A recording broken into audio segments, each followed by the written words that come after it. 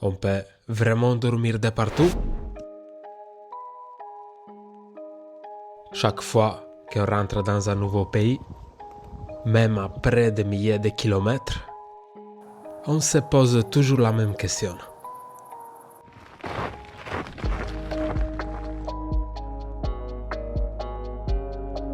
Où on va dormir?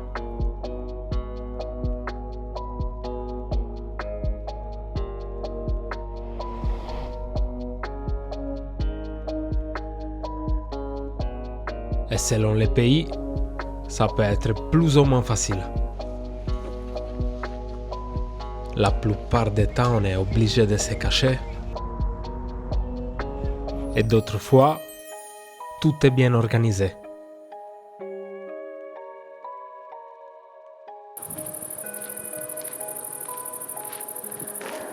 Et une fois rentré en Suède, on a commencé à faire les points. Et quand on a cherché sur Internet, on ne savait pas trop s'il fallait y croire ou pas.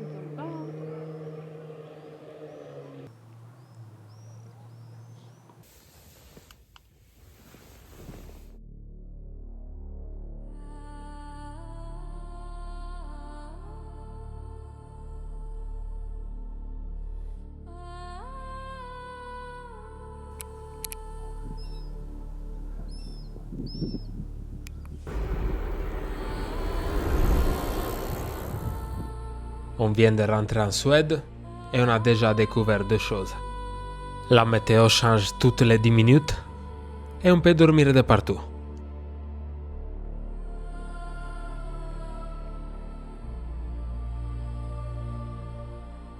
En Suède existe une loi qui s'appelle Allemansratten et ça signifie les droits de tout le monde. Ici, la nature appartient à personne et en même temps appartient à tout le monde. Tu peux marcher, pédaler et même dormir dans la nature. Et les conditions sont très simples. Le respect. Il faut respecter l'endroit, les animaux et laisser tout exactement comme tu l'as trouvé.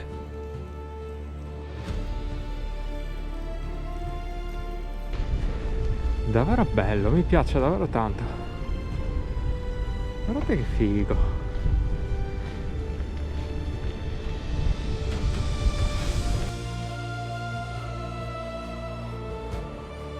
Si vous avez envie de passer un petit moment tout seul sans rencontrer personne, ça, c'est l'endroit idéal.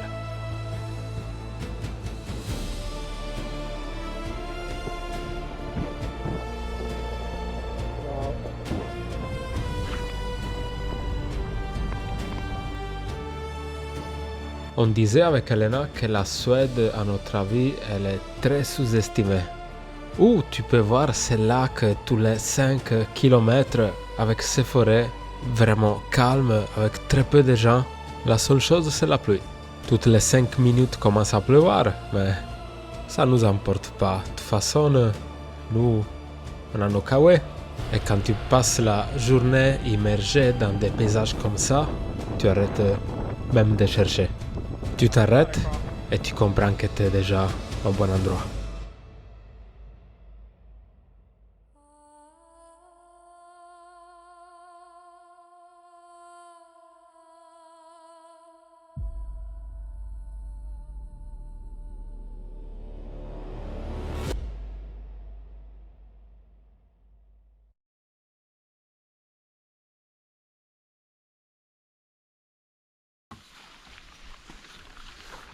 Prego.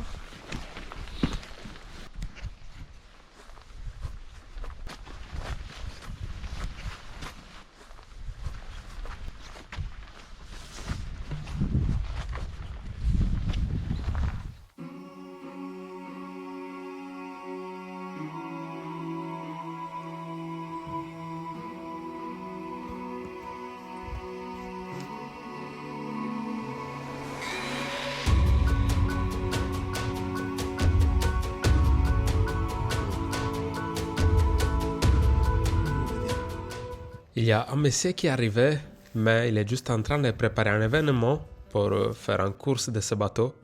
On va donc un peu bouger car il y aura vraiment du monde qui va manger ici sur place. 10:20. Ultima carica.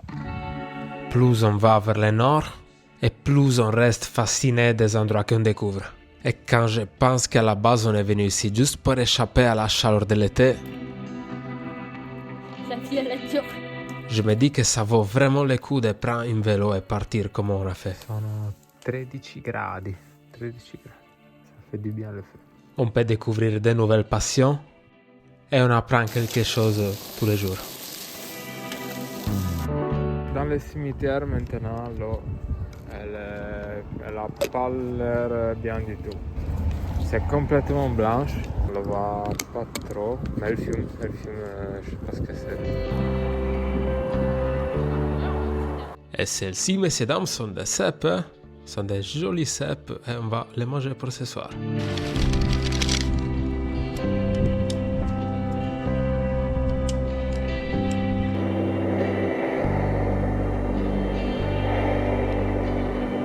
Pour ce soir, pâtes avec chou-fleur e seppe. Ciao a tutti, sono Elena. Mio ragazzo è Alessio, è sardo perché parla un po' italiano.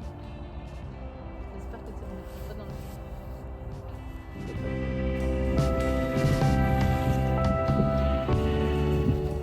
Bonjour.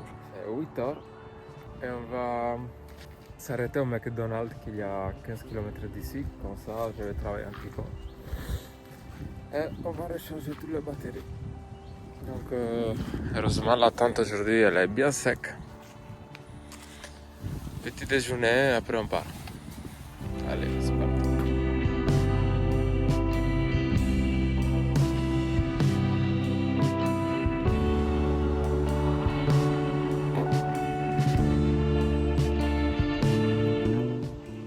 Est-ce que vous vous êtes déjà abonné à la chaîne? Vous n'êtes pas obligé, bien sûr, mais ça peut nous aider vraiment beaucoup.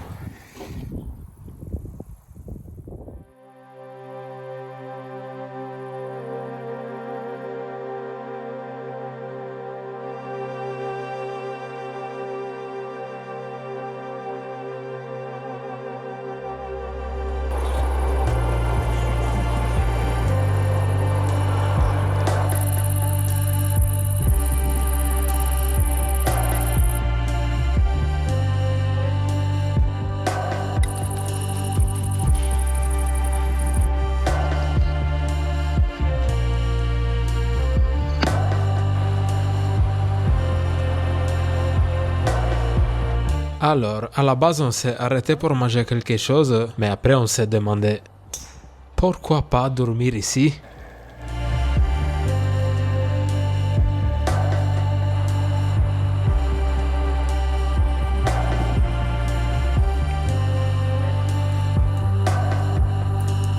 Peut-être que là, on commence à exagérer un petit peu, mais personne nous a rien dit encore une fois.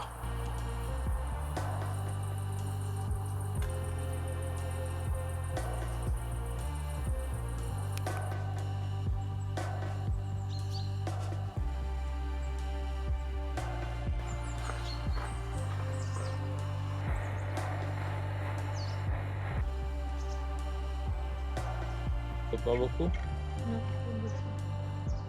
pas beaucoup. Mais aujourd'hui, c'est 2 mois de voyage.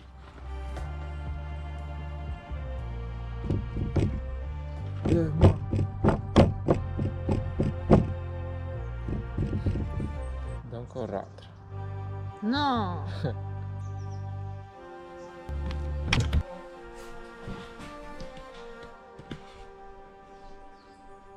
On est arrivé dans la ville et celui-là qui semble être la mer, c'est en réalité le lac Vättern, le 12e lac plus grand de toute la Suède. Et l'eau, elle est tellement propre que c'est considéré même potable.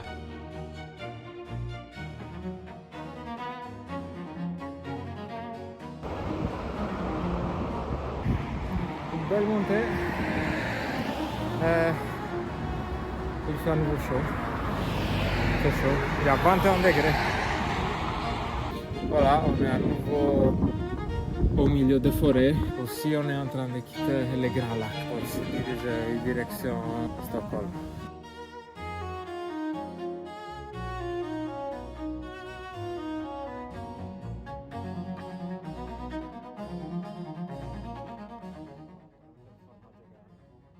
Regardez le fromage qu'ils ont.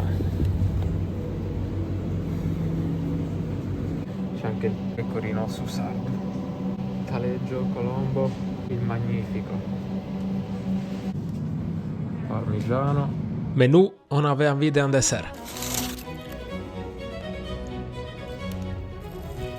En fait, on avait juste envie de manger.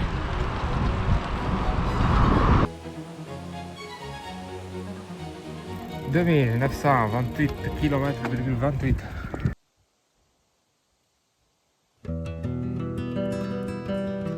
Siamo anche entrare dentro. En fait, c'était pour couper les arbres. C'était une quoi? Comment ça s'appelle? Une scierie. Une scierie.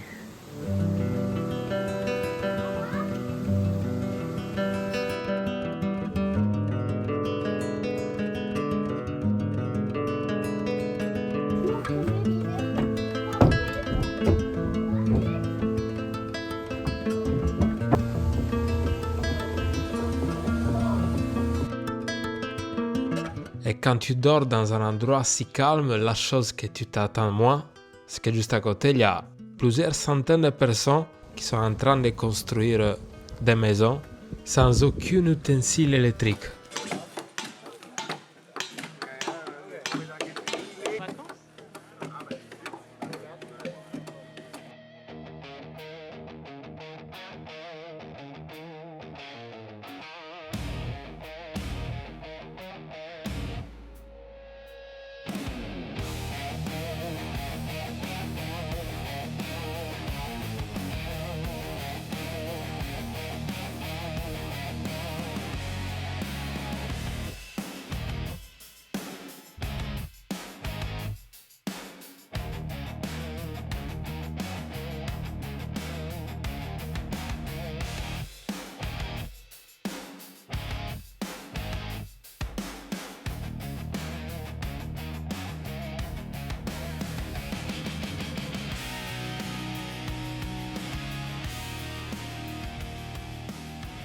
That's the name of the event, the first one, and this is the name of the sort of...